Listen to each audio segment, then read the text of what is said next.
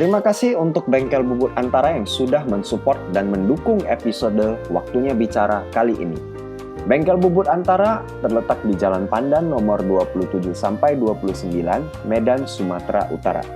Bengkel Bubut Antara adalah perbengkelan manufaktur dan reparasi yang sudah berdiri sejak tahun 1969 dengan ragam pengalaman lebih dari 50 tahun di segala bentuk mekanikal permesinan dan produk jadi untuk industri karet, kelapa sawit, pembangkit listrik, dan bentuk industri manufaktur lainnya. Bengkel Bubut Antara juga merupakan supplier industri terlengkap, kontraktor, dan fabrikasi yang sudah dipercayakan oleh beragam perusahaan ternama dari bidang pengolahan kertas, percetakan, kelapa sawit, pakan ternak, industri beton, dan masih banyak lagi.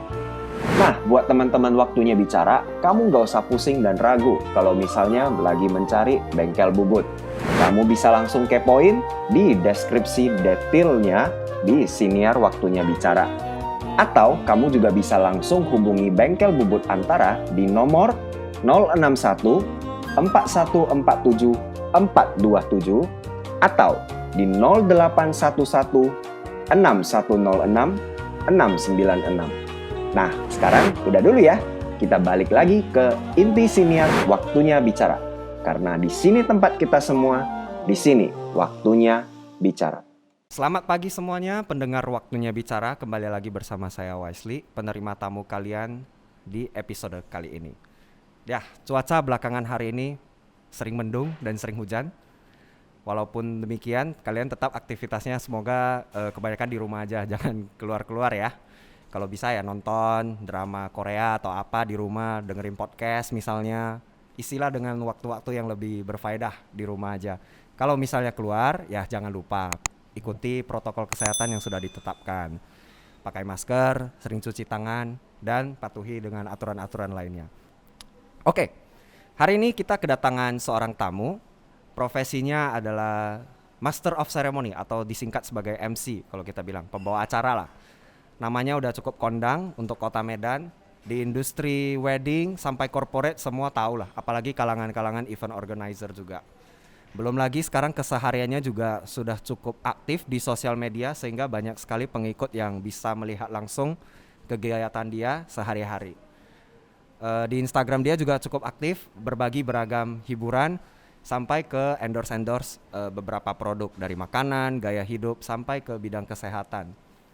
Langsung saja, inilah tamu spesial kita hari ini, Freddy Kesuma. Selamat pagi.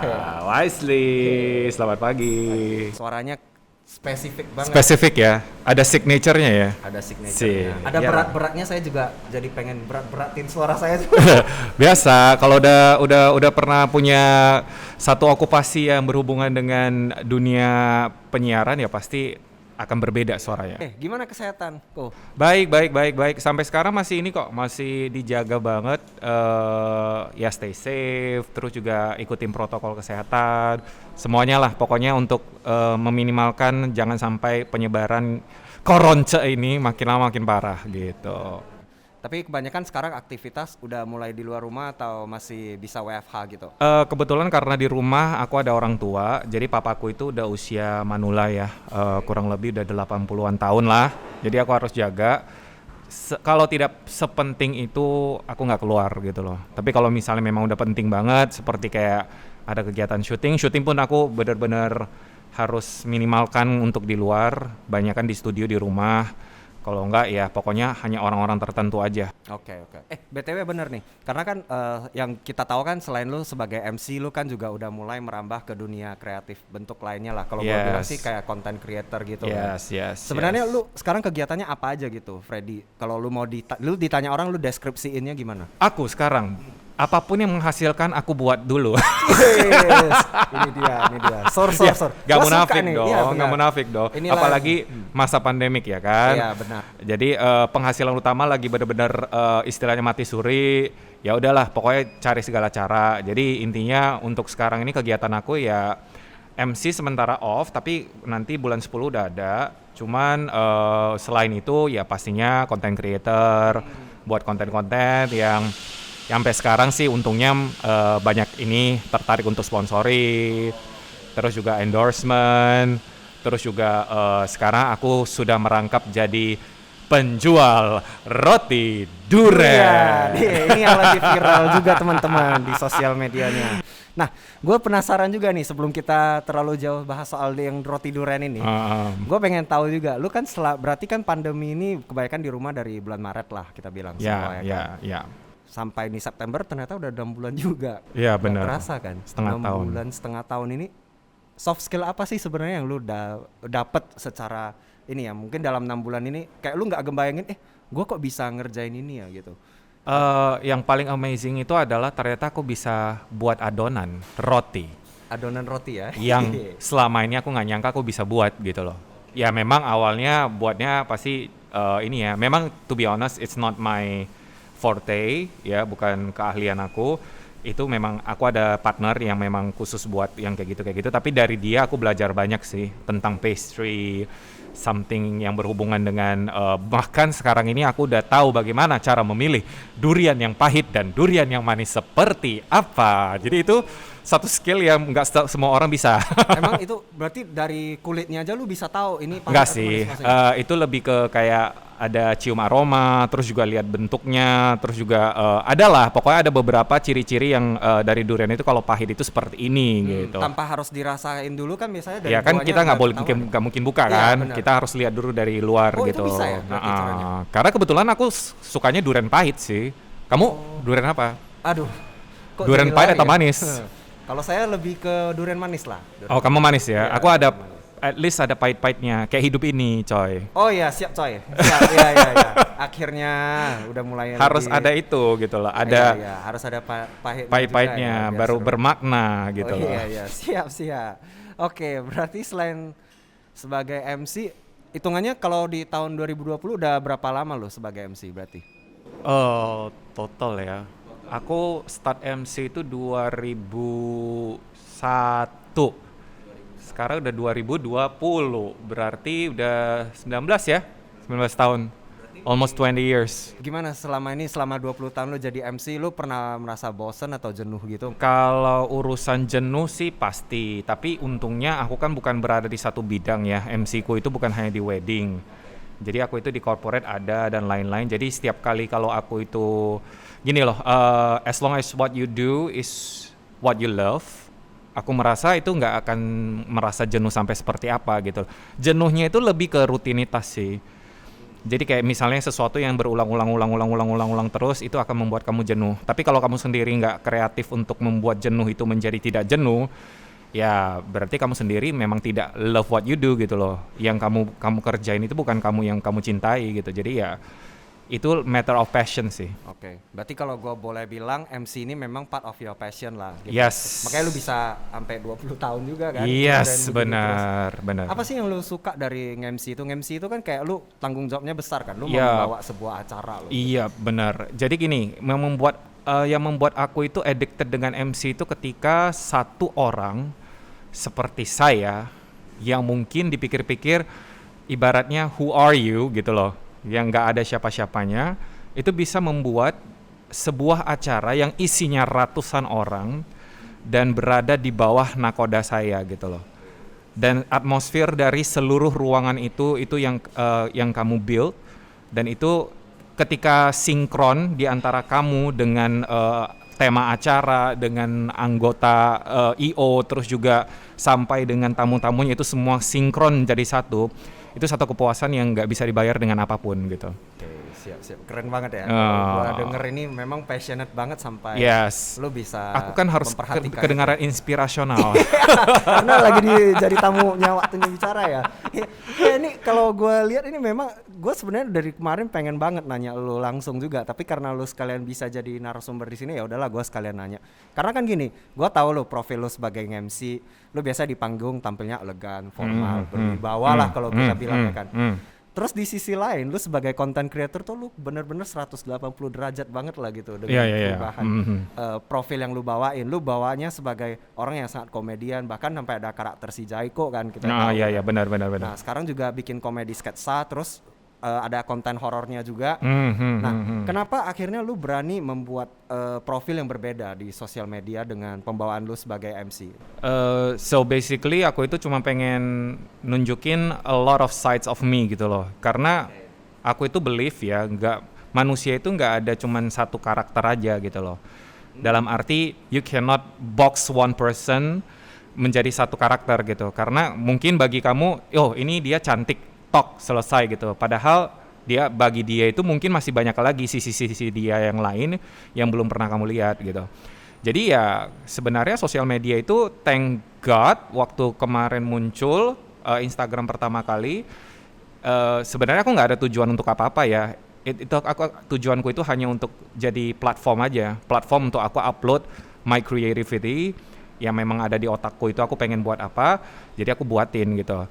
Dulu karena aku ada radio, aku buatnya di sana. So everything I do in radio, karena dulu waktu program radioku itu variatif juga. Sampai ada yang khusus untuk have fun bersama dengan pendengar, kemudian juga ada yang horor, ada yang sedih, ada yang apa semuanya gitu. So karena radio aku udah pensiun, akhirnya muncullah platform seperti Instagram, YouTube, Facebook, bla bla bla. Pada saat itu ya itulah yang kugunakan sebagai media gitu loh. Kebetulan aja media platformnya Yes. berbeda. Sebenarnya lu udah lakuin ini dari Udah dulu. lama banget. Oh ya, makanya jangan heran ya kenapa konten-kontennya itu banyak yang ditonton. Yes. Terus relatable banget lah. Amin. Kehidupan sehari-hari. Makasih loh udah mau nonton. Iya. Soalnya kontennya memang mungkin bagi sebagian orang itu ini dekat banget sama kita kan sebagai orang Medan gitu. Iya, relatable lah Relatable ya. gitu. Kan banyak-banyak satir atau apa kita bilang tapi dibungkus dengan komedi jadinya menarik lah untuk ditonton kan. Hiburan lah kalau kita bilang. Bagus sih. Thank you. BTW lu kan tadi ya sempat balik ke soal inilah. Lu nge-MC terus lu content creator tapi kebetulan di pandemi ini lu malah tiba-tiba berkesempatan bikin roti durian. Nah, itu kenapa jadinya lu bisa bikin roti durian? Emang passion juga atau karena Enggak. Aku passionnya makan sih. Kalau kamu suruh aku masak, itu aku nggak passion. Aku nggak passion untuk membuat sesuatu. Tapi ya, kalau aku bilang itulah hikmah di balik pandemik ini gitu loh. Maksudnya somehow aku itu dipaksa untuk keluar dari comfort zone-ku. Yang seharusnya aku itu nggak perlu capek-capek untuk memikirkan bagaimana start up a business or even think about ya mungkin jualan gitu ya. Itu aku nggak pernah kepikiran sih karena aku itu bukan tipikal orang yang seperti itu. If you tell me one day waktu kecil aku itu bakalan jualan roti, itu pasti nggak akan pernah terlintas di pikiran aku sih. terbukti lah 20 tahun perjalanan karir lu aja. Itu aku kan tetap stabil dan aku bahkan juga tidak merambah ke dunia misalnya kayak IO atau karena kan banyak juga ya yang menanyakan why, kenapa kamu MC, kenapa kamu nggak mau coba untuk merambah di dunia IO? Kamu kan pasti udah tahu semuanya sistem kinerja dan lain-lain. For me, aku orangnya sih aku suka fokus di lahanku. Jadi kalau memang itu lahanku, ya udah aku akan garap dan aku akan buat sesubur mungkin lahan itu. Daripada aku itu spread around, tapi ternyata hasilnya cuma gini aja forward gitu loh. Jadi aku lebih bagus fokus ke satu field. Nah inilah pada saat pandemik ini hikmahnya itu adalah kita dipaksa untuk berpikir cari jalur bagaimana caranya untuk mendapatkan income yang beside di main job aku ya. Dan akhirnya aku kepikiran satu-satunya karena di sekeliling aku itu teman-teman aku yang buka usaha ini, buka usaha itu dan lain-lain itu semuanya tidak ada satupun yang jalan di masa pandemik. Ya kecuali yang jual sepeda ya. Yang jual sepeda. Ya itu memang mendadak kaya ya kan. Aku pun gak kepikir kalau tahu aku kemarin aku juga tanam modal di situ tapi ya udahlah ya. Cuman ya hanya satu-satunya yang bisa jalan itu makanan, tapi makanan pun itu hanya online. Kalau yang toko fisik semua juga menderita gitu loh. So after consulting with a lot of people, and aku merasa bahwa Medan itu identik dengan durian dan aku survei ternyata banyak sekali yang suka durian. And I think kalau aku buka sesuatu itu aku orangnya lumayan perfeksionis sih. So aku pengen jadikan ini sebagai bukan hanya iseng-iseng jualan gitu, tapi paling tidak ada goalsnya lah. Nah misalnya aku mikirnya ini roti durian, aku pengennya the first authentic roti durian, or even mungkin bisa jadi oleh-oleh khas Medan yang gitu-gitu. Jadi ya untungnya sih sekarang udah di Jakarta gitu loh. Oh, udah di Udah lumayan sih, oke juga Oh, pasar di Jakartanya gila, gitu. gila, keren. Tapi memang penggemar durian ini Iya. garis keras banget. Yes, dan maniak itu sampai kalau aku punya customer beberapa yang gila ya, setiap open PO itu sampai detik itu selalu pesan dan tidak pernah absen. And we are at batch 20, I think 26 or 27 right now. Gila nggak sih 27 kali dia pesan dari batch pertama sampai sekarang. Ya berarti loyal customernya tuh Iya, senang iya, sama iya. produk lu gitu. Yes, so Kalau that's enggak, why nggak mungkin dia thankful berarti, ya. thankful banget. Itu menjadi kunci inilah acuan bahwasanya memang produk lu itu ya perfeksionis itu sepadan Ya, lah gitu, nggak ya. asal-asal bikin gitu. Yap. kalau gua boleh bilang. Jadi kalau boleh dibilang itu mungkin lebih santai ya nih kita ngomongnya. Lu bikin roti durian ini karena job MC sepi apa gimana? Ya, yes, job MC sepi. Kalau misalnya tidak ada pandemik, tidak ada roti durian ini. Jujur aja. Lu merasa bisa ilfil atau malu nggak lu bikin roti durian? Kan lu sebenarnya kan profesi utama lu kan udah jadi MC kan gitu. Enggak sih. I don't think so. Aku nggak ada terlintas kepikiran apakah itu akan merubah image aku ataupun mempengaruhi personal branding aku sih, enggak. Karena gini, aku rasa kalau memang kalau kamu perhatikan ya, yang kujual itu juga kayak misalnya campaign aku juga semuanya itu reflect what is my personal branding gitu loh. Jadi kayak misalnya campaignnya yang aku buat kayak yang produk baru kita yang Duri-Duri Puff dan lain-lain, itu semuanya emang sesuai dengan apa yang menjadi karakter aku selama ini. So ya, exactly, ini seperti extension dari branding aku juga gitu. Gue setuju sih, kayak extension dari personal branding lu. Yes, Jadi lu gitu. juga nggak merasa kayak Anggap perlu- aja ini kayak apa ya, kalau misalnya kamu ke Disneyland, kamu pergi ke main satu wahana, sebelahnya ada souvenir shop. Nah ini kayak souvenir shopnya Ya, setuju. aku lah gitu loh. Iya, analoginya bagus tuh. Ya, memang seperti itu. Tapi lu ngerti banget sih di bagian bidang-bidang begini. Wajar lah, udah 20 tahun. Iya, udah Makanya kita 20 harus banyak tahun. belajar dari lu nih gimana supaya Amin, nggak- semoga berfaedah. Jadi kan lu sebagai MC, lu pembawaannya spesifik sebagai orang yang punya wibawa, formal, elegan tadi kita bilang. Ya, Lu sebagai content creator, lu lebih heboh lah, lebih gila dengan komedi sketsa dan segala macam kontennya. Lu susah nggak membagi dua personality tuh sebenarnya? Enggak sih, karena ketika aku itu berada di dunia MC ya, aku itu adalah seorang Freddy Kesuma gitu loh. Dalam arti I represent myself gitu loh, karena itulah aku ketika aku jadi MC.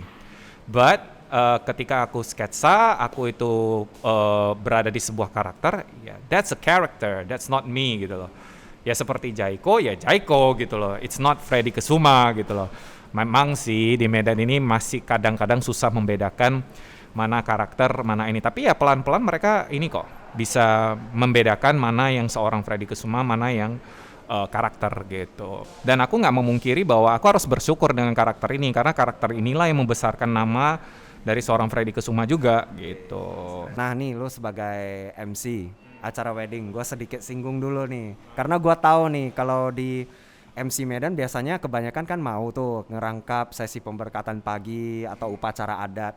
Lu kan nggak pernah mau nerima yang kerjaan begituan. Lu Yap, lebih bener. memilih yang Bener. resepsi malam. Itu kenapa? Emang ada alasan tertentu? Ada. Jadi gini, awalnya kan aku emang MC corporate ya. Jadi aku itu bukan MC wedding. So to be honest, the first time aku menerima MC wedding itu karena memang aku itu dibujuk oleh klienku sendiri yang benar-benar kayak yang ayolah aku suka kamu MC gitu. Awalnya aku sempat sampai kayak yang, karena gini, prinsip aku itu kayak tadi, aku itu tetap suka di satu bidang aja. I don't like to spread around gitu loh. Jadi kalau memang aku di MC corporate, aku di corporate, biarkanlah wedding itu berada di lahannya gitu loh. Cuman karena aku diajak oleh klien aku, dibujuk-bujuk, akhirnya aku coba tes lah satu. Dari satu itu ternyata berkembang jadi 10 gitu. Dari 10 itu berkembang jadi 100 gitu. Jadi somehow ibaratnya gini, prinsipku tetap sama dari dulu. If I major in reception, ya aku reception aja. Even though sekarang pandemik ya, banyak sampai sekarang ini, kenapa sih kamu keras kepala banget? Why? Karena udah pandemik, padahal acara itu cuma ada di pagi loh, gitu loh. Dan kenapa kamu nggak mau tetap bersikuku, masih mau pegang resepsi gitu loh? Ya karena aku memang bersikuku dengan prinsip aku tidak mau lahan orang lain itu aku ambil, sementara maksudnya lahan itu belum tentu aku itu ahli di situ. Jadi alasan utamanya itu adalah memang aku itu tidak ahli di bidang MC pagi. Ibaratnya kalau di Medan itu namanya SEI kan. Dan itu kan ada tata caranya, terus juga ada budayanya, ada kulturnya, ada tradisinya, semuanya itu aku memang nggak interested in that. If I'm not interested in that, if I'm not passionate in that, aku nggak akan melakukan sesuatu yang aku nggak suka ataupun aku nggak cintai bidang itu gitu loh. Untuk apa gitu? Karena hasilnya nanti juga nanti akan jelek kan. Nggak sesubur kalau kamu fokus di satu lahan kamu sendiri tadi ya. Yes, benar. So I think if I want to do something, I need to give my best. I need to give my 110 gitu loh. Jadi aku rasa kalau aku nggak sanggup memberikan 110% kepada klien aku, ngapain hanya demi duit gitu loh. Kalau aku sih bisa aja ya kalau memang mau ikutin kayak gitu. Kenapa? Karena banyak juga kok yang mengatakan kepada aku, pagi itu gampang loh, kamu hafal aja, itu katanya sama-sama semua gitu loh. Kamu tinggal ikutin aja jalurnya gini, belajar sebulan aja pasti kamu bisa, selalu. Ya, selalu banyak yang ngomong kayak gitu, tapi aku nggak mau karena it's not my passion gitu loh. Oke, even dalam pandemi situasi yang memang lagi nggak enak juga lu tetap bersikuku nggak mau gitu. Yes, dan kayak misalnya roti durian ini padahal bukan passion aku kan, but ketika aku menelusuri prosesnya, I fell in love with the process gitu loh. I love the thrill, aku suka tantangannya, dan kembali lagi ini rupanya major aku lagi balik karena aku urusan branding, partner aku itu urusan produksi gitu loh. Jadi ya kembali lagi itu kesukaan aku gitu loh, bidang aku lagi kembali, ya kembali lagi ke passion aku lagi, ya udah jalani lagi gitu. Jadi memang soft skill yang bertambah ini juga ya part of your personal branding benar, juga. Benar. But I'm not saying it is a skill ya, but I'm saying it's like apa ya, kayak additional ilmu lah, additional wawasan lah mengenai dunia pastry gitu loh. Lu punya pegang value apa sih sampai lu bersikukuh bahwasanya lu tetap mau di satu bidang itu, nggak mau ke bidang-bidang lain, padahal lu bisa nih kalau lu belajar gitu. Iya benar. Aku punya didikan dari orang tuaku juga sih, dari mamaku sih. Mamaku itu selalu bilang jadi manusia itu jangan serakah, always. So don't be a greedy person. Ketika kamu itu gini, aku itu selalu diajarin mencari sebuah satisfaction, bukan materi yang membuat kamu itu satisfied gitu loh. Ya, itu cuma salah satu tools lah mungkin. Iya, jadi ya somehow kalau aku itu satisfied dengan what I do and what I love to do itu menghasilkan, ya why not fokus di sana aja gitu loh. Karena aku orangnya nggak muluk-muluk sih, jujur aja aku nggak sampai ada obsesi kayak aku harus jadi milioner gitu, ataupun aku harus jadi terkenal. Nah, aku nggak punya obsesi kayak gitu sih, jujur aja. Gue mikir nih, berarti arti cukup bagi seorang Freddy Kusuma itu apa? Arti cukup sebenarnya nggak ada arti cukup ya, karena kalau udah cukup berarti aku udah berhenti. Right? Aku itu selalu kayak yang nggak pernah ada kata seperti kayak satisfied full gitu, nggak ada. Satisfied itu dalam arti I embrace, mensyukuri apa yang aku dapat. Jadi aku instead of focusing on what I do not have, I'm embracing what I have gitu loh. Jadi ini sebenarnya kayak mana ya? Kayak turning point dari hidup aku itu ketika almarhum mama itu meninggal. After that aku itu kayak wake up call banget di saat itu. What am I chasing for in life gitu loh? Apa yang ku kejar di hidup ini? Karena ketika almarhum mama meninggal itu aku benar-benar kayak punya the biggest regret in my life gitu loh. Karena bonding aku dengan almarhum mama itu lumayan dekat ya. So somehow regretku itu adalah kenapa aku fokusin segala sesuatu itu untuk mengejar yang namanya materi ataupun mengejar yang namanya karir dan lain-lain. Sementara waktu-waktu yang seharusnya ada itu bisa aku spend kepada orang-orang yang kucintai gitu loh, termasuk my almarhum gitu loh. Jadi aku rasa itu kayak wake up call banget bagi aku. Karena dulu aku orangnya lumayan kayak mengejar ini, mengejar itu, dan bahkan aku dulu waktu muda MC itu sampai 4 job satu hari gitu, sampai pingsan masuk ke rumah sakit yang kayak gitu. Jadi sampai kayak mengejar itu semua gitu loh. But poinnya aku juga nggak tahu setelah aku kejar itu semuanya, gak ada lagi gitu. Maksudnya kayak ya udah aku dapat ya duit doang gitu loh. Dan ya memang aku berhasil di personal branding, but what I sacrifice is ya orang-orang yang aku cintai itu ternyata aku nggak spend time dengan mereka gitu loh. Somehow kayak dulu aku sempat kayak yang New Year's Eve juga aku terima job yang bla bla bla gitu, yang nggak sempat kumpul keluarga. Malam Imlek juga nggak pernah loh kumpul keluarga sampai berapa puluh tahun. Ya, gua tahu lu ngambil job sih. Ya itu nggak pernah aku itu spend time dengan keluarga gitu loh. Dan ya memang sih aku punya keluarga yang understand banget dengan situasi aku. Tapi but still ketika you lost that someone yang you love very much, itu kayak pasti akan membuat sudut pandang kamu itu sama hidup itu akan berubah total gitu. Kayak itu kayak jadi yang wow, life is too short untuk kamu itu buat hal seperti itu yang ternyata maknanya itu juga sebenarnya value-nya nggak ada gitu loh. Ya aku nggak munafik ya, kita butuh yang namanya duit, kita butuh yang namanya stabilitas dalam hidup kita gitu loh. But at the end ketika kamu udah mendapatkan stabilitas hidup kamu dan kamu berlimpah lah misalnya, but after that kamu cari orang yang kamu pengen share your happiness itu nggak ada, at the end itu nggak ada gunanya gitu loh, nggak ada value-nya sama sekali, nggak ada nilainya. Jadi ya kayaknya aku di sekarang ini kalau kamu tanya cukup atau nggak akan pernah cukup, karena kalau aku rasa nggak pernah cukup ini akan jadi drive dan motivasi aku untuk maju terus jadi manusia kan. And kalau misalnya kamu bilang apakah kamu itu cepat satisfied, nggak juga, but aku itu sudah belajar bersyukur. Ya, setiap itu hari aja aku sih. rasa kita semua juga bisa belajar lah dari proses hidup. Karena aku lihat banyak sekali yang sampai detik ini ya, kayak teman-temanku sendiri aku lihat banyak yang kayak fokusnya itu cari duit sampai sekarang. Itu sampai banyak banget yang kayak bagaimana caranya untuk melipat gandakan lagi ini, bagaimana ini.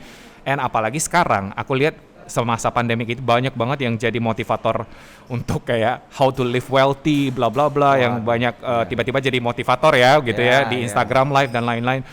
But at the end ya aku sih mikirnya gini, ya memang sih aku bilang ketika kamu itu nggak punya duit sih ya itu jadi drive kamu yang benar-benar luar biasa sih, motivasi banget. Tapi kalau kamu udah achieve your goals, you have to embrace everything, karena jangan lupa kamu itu harus mensyukuri siapa yang ada di samping kamu dan apa yang kamu punya. Tapi kalau kamu fokus terus apa yang nggak kamu punya, nanti kamu akan korbanin apa yang kamu punya gitu loh. Ini menarik nih poinnya. Nggak balance, jadi tetap nggak balance gitu. Karena memang beruntungnya, mungkin ya bukan beruntung deh gue bilang. Karena ini ya, mungkin proses hidup lo ini ketika ada turning point-nya, itu yang jadi titik balik buat lo reflect balik kan soal value-value di hidup lo mau kemana sebenarnya dan sebagainya, dan itu berpengaruh ke semua aspek hidup lo kan, termasuk kayak nge-MC sampai jual durian dan segala macam. Nah memang proses ini nggak dialami semua orang gitu.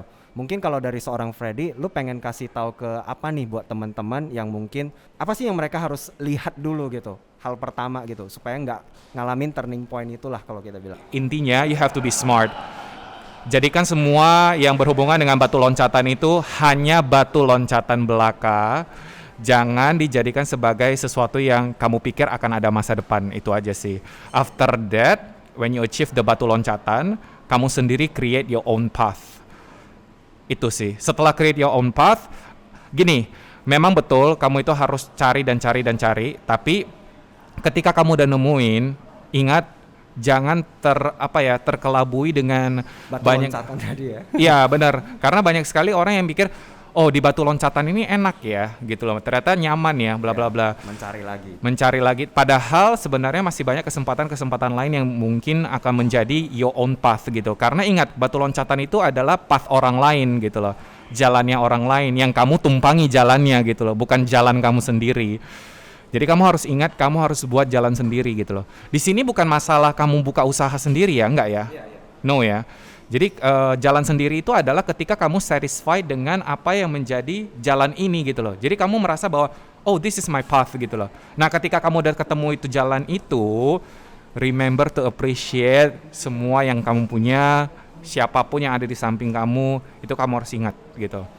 Itu sih kayaknya yang membuat hidup itu jadi kayak bermakna gitu loh. Kalau enggak, aku rasa sih ya itu bagi aku. Mungkin bagi orang dengan punya banyak duit udah bermakna sekali ya. Ya maybe it's your point of view ya gitu ya. Kalau aku sih enggak sih gitu loh. Lo nemu makna hidup ini emang pas ketika almarhum mama nggak ada atau sebelum? Sebenarnya yang nggak aku sadari adalah hidupku itu sudah bermakna selama ini. Cuma aku cari sesuatu yang, maksudnya aku mencari hal-hal yang sebenarnya mengurangi makna hidup ini gitu loh. Bagi aku hidup itu bermakna ketika aku itu sudah berkecukupan, bukan dalam arti kaya ya, enggak ya. Intinya aku itu termasuk sudah privilege with my own kayak penghasilan, terus juga dari pekerjaan aku dan lain-lain. Dan bermakna itu ternyata hal-hal kecil aja. Kayak misalnya aku bisa menemani almarhumku ngobrol, menikmati masakan almarhumku, terus juga bisa kayak cuman menemani dia untuk melakukan kegiatan kecil dan lain-lain. Itu udah bermakna ternyata bagi aku. But selama ada beliau hidup, aku itu ternyata sia-siakan. Ya biasalah ya manusia ya, kadang-kadang nggak sadar dengan apa yang dia milikin, nggak dihargai, dan akhirnya ketika kehilangan baru deh kecarian gitu. Ya efek sosial media, lingkungan juga Yes. mungkin itu Sosial yang media membuat parah. kita sempat bias lah gitu. Yap. Kan. Dan itu toxic banget sih sebenarnya. Lo merasa sosial media juga toxic ya? Toxic. Although it's like a flip side of a coin. Itu sangat membantu, tapi itu juga sangat toxic. Jadi kalau kamu tidak filter, kamu akan pasti terpengaruh dengan sangat gampang. Iya, aku rasa memang masalah kita di era yang sekarang ya, kita itu belum tahu bagaimana memfilter apa yang disuguhkan oleh sosial media kan gitu. Jadi nggak semua orang juga punya skill itu sebenarnya untuk memilah kan. Kalau kayak lu kan memang udah tahu sebelum lu into sosial media, lu juga udah tahu ini cuma platform doang kan gitu, point of view-nya. Berbeda dengan orang mungkin yang bukan content creator, mereka hanya menikmati hiburan, nah mereka kan belum sampai di pemahaman itulah kalau kita bilang. Karena roots-nya itu belum ada, akarnya belum ada, fondasinya belum ada. Jadi somehow mereka cuman kayak building something itu without foundation gitu loh. Karena mikirnya, ya udahlah susun balok, yang penting terbentuk satu bangunan. Tapi percayalah sama aku, ketika nanti amjlok itu pasti akan hancur semua karena nggak ada fondasi gitu. Benar. Kalau kita ngelihatnya sebagai batu loncatan, kalau ikut tadi yang lu bilang sih aman, walaupun Ya, aman. nggak apa-apa. Yap. Karena kan lu cuma udah nemu nih, bukan lu jadiin tujuan kan batu loncatan ini. Tapi banyak sih yang jadikan income utama. Banyak. Iya memang. Banyak banget. Gue pengen nanya nih, lu sebagai MC dan lu sebagai content creator, karir lu ini udah di tahun ke-20 deh kalau kita bilang secara singkat ya. Lu lebih mau fokus kemana kalau disuruh milih? Jujur, kalau memang disuruh aku pilih, main job aku itu kan tetap Master of Ceremony. Yep, it's my roots, so it will be my focus. Ya, tapi kalau yang lain-lain itu memang kayak konten dan lain-lain itu kalian jangan berpikir bahwa aku itu harus tiap minggu keluarin konten. Nah, kayak mana? Aku orangnya nggak kayak gitu sih. Aku kalau dapat inspirasi baru buat konten. Kalau nggak dapat inspirasi ya udah nggak apa-apa. Berarti lu nggak sengaja targetin kayak gitu? No. Memang kalau ada ide ya udah. Ya, gitu kan. dan ketika ada ide baru yuk kita buat yuk. Kalau nggak ada ya udah tetap aja santai gitu loh. Nggak ada sesuatu yang kayak, kan ada yang kayak YouTuber atau apa yang harus kita konten minggu ini apa nih, minggu depan buat apa lagi nih, settingan apa lagi yang harus kita buat gitu. Ya gitu-gitulah. Gua nutup satu lagi nih untuk tips lah kalau gua boleh bilang, mungkin ada anak-anak yang pengen nguji public speakingnya di dunia wedding atau di corporate deh, karena gue lihat kayaknya regenerasinya nggak terlalu banyak ya. Mungkin aku yang kurang tahu gitu. Mungkin regenerasi banyak kok. Banyak regenerasi. Banyak. Cuman yang mencuat ke atas. Mencuat ke atas ya. Mencuat ke atas ini yang mungkin masih bisa dihitung dengan jari gitu loh. Oh ya, yang mencuat ke atas ini yang masih bisa dihitung dengan jari. Nah, lu pengen misalnya nih biar lebih banyak nih, mungkin bisa melihat bahwasanya pekerjaan Master of Ceremony ini sebagai sesuatu yang memang bervalue dan memang menarik gitu. Lu boleh telusuri, lu boleh pertimbangin dalam karir lu misalnya. Lu mau pesanin apa ke mereka? Aku cuman gini, pengen pesanin kepada yang interested in this kind of field ya, di bidang ini. Kalau kamu pengen, aku hanya kasih saran, cobalah untuk melamar jadi penyiar dulu. Itu adalah step pertama yang bisa kamu lakukan. Karena dari dunia radio, kamu itu akan belajar banyak sekali. Karena aku lihat banyak sekali yang, gini, coba kamu evaluasi deh, master ceremony ataupun presenter, yang berangkat dari background dunia radio dengan yang tidak dari dunia radio. Itu beda banget dan banyak kan yang berkelas dan yang berhasil. Even Ryan Seacrest ya, one of the most famous MC yang ada di dunia ini, itu berangkat juga backgroundnya dari radio. Dan halnya simple aja sih, radio itu gak ada audience, right? And you have to create mood, you have to create an ambience, mau itu sedih, mau itu ketawa, ataupun kamu bisa buat orang sedih ataupun buat orang tertawa tanpa ada audience dan hanya mendengar suara kamu. Bayangin kalau ada audience, berarti kamu lebih hebat lagi gitu loh. Oh, iya. Point of view-nya menarik nih. Ya, jadi belajarlah dari radio dulu. After that baru kamu merambah di dunia MC. And untuk MC-MC yang mungkin masih muda, kalau kamu pengen mencuat ke atas dan punya ciri khas, gini, kamu boleh belajar sehebat apapun kamu ngomong, kamu boleh pakai pakaian semewah apapun di stage, dan kamu juga bisa menjaring semua network yang berusaha kamu jaring, ya. Tapi intinya satu aja sih yang menjual, stage presence. If you don't have that stage presence, believe me, no matter how hard you do, it won't sell. Itu tidak akan menjual. Jadi stage presence itu adalah karisma, kemudian juga uniqueness, and also aura. 3 hal itu kalau kamu tidak ada, makanya tidak semua penyiar radio juga bisa jadi MC yang terkenal. Karena stage presence-nya itu tadi Yes. balik lagi. Kembali lagi, the whole package itu harus ada. Nah itu gini, jangan memaksakan diri untuk masuk ke sebuah bidang yang memang bukan bidang kamu. Seperti yang aku bilang, aku juga tidak akan memaksa yang bukan bidang aku. Jadi aku itu fokus ke lahan aku. Jadi aku bilang, itu 3 harus kamu benar-benar evaluasi diri, apakah kamu punya 3 faktor itu. Kalau kamu tidak punya 3 faktor itu, ya anggap aja itu adalah sebagai pelajaran untuk public speaking kamu. Dan itu siapa tahu kamu bisa jadi motivator. Banyak loh public speaking itu bisa dimanfaatin untuk banyak hal, bukan hanya MC sih. So, just do what you love. Do it passionately and hopefully it will come around gitu loh. Keren. Thank you banget. Thank Oke, you Wesley. sebelum gua sum up hasil bicara kita pagi hari ini, kita mau ucapin terima kasih kepada pendukung kita di episode kali ini. Ada Bengkel Bubut Antara yang sudah berdiri sejak 1969 sebagai pendukung utama kita di episode kali hari ini. Ada juga Keiko Cookies dan Pasar Elektronik yang ikut mensupport rekaman kita di episode kali ini. Teman-teman sudah belajar hari ini bagaimana akhirnya pandemi ini sangat mengubah banyak perspektif hidup orang. Salah satunya Freddy Kusuma juga, bagaimana dia melihat profesi MC yang memang lagi berkurang di pandemi, dia bisa transisi menjual durian. Walaupun menjual roti durian ini satu hal yang tidak pernah terpikirkan gitu. Dan ternyata ini bukan sekedar bisnis belaka. Roti durian ini juga semacam extension dari personal branding seorang Freddy Kusuma. Jadi balik lagi semuanya ini ada akarnya teman-teman. Si Freddy ini memang perfeksionis nih kalau kita lihat dari obrolan pagi hari ini kan. Bagaimana juga hal itu sudah terbukti di 20 tahun ke belakang ini. Bagaimana ketika MC dia hanya fokus pada sesi yang malam, walaupun sudah dibujuk, ada kesempatan belajar juga saya yakin, tapi tetap seorang Freddy itu bersikukuh hanya ingin di lahan yang dia kuasain secara maksimal, gak usah fokus ke lahan orang lain, biar lahan sendiri yang paling subur. Cara pandang Freddy Kusuma ini di karir, di kehidupan sehari-hari akhirnya kebongkar hari ini, karena memang dari almarhum mama juga didikan orang tua bagaimana membuat Freddy Kusuma punya perspektif seperti hari ini. Mudah-mudahan teman-teman apa yang kita pelajarin hari ini, apa yang kita dengar bisa menjadi inspirasi dan nilai tambah buat hidup teman-teman di masa pandemi ini.